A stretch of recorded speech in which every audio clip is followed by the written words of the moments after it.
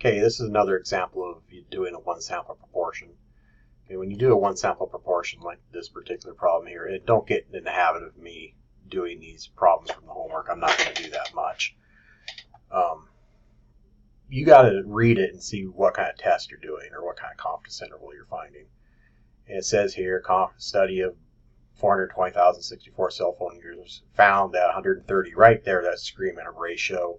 So it's probably going to be a proportion, but I don't know for sure.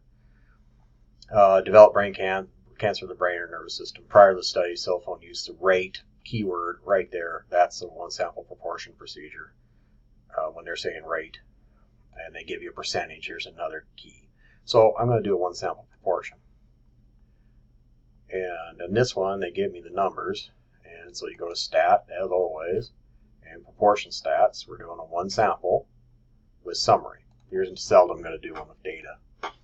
They're usually going to be just summary statistics or a summary of how many, in this case, successes. 130 with cancer. Can't be literal here. Success is good or bad. Total 420064. I want to click confidence interval. I want this to be 95, and I hit compute. And I come up with, got to change this to a decimal. They went around to 3 decimal places.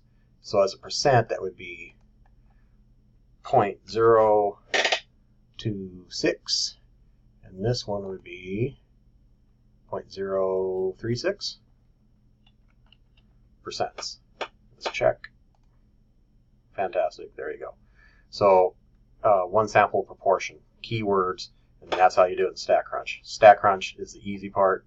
Knowing which one to use and then interpret it is the hard part. So on this one, they're going to go on to ask, did cell phone users appear to have a rate of cancer of the brain nervous systems different from the rate of such cancer among others not using cell phones?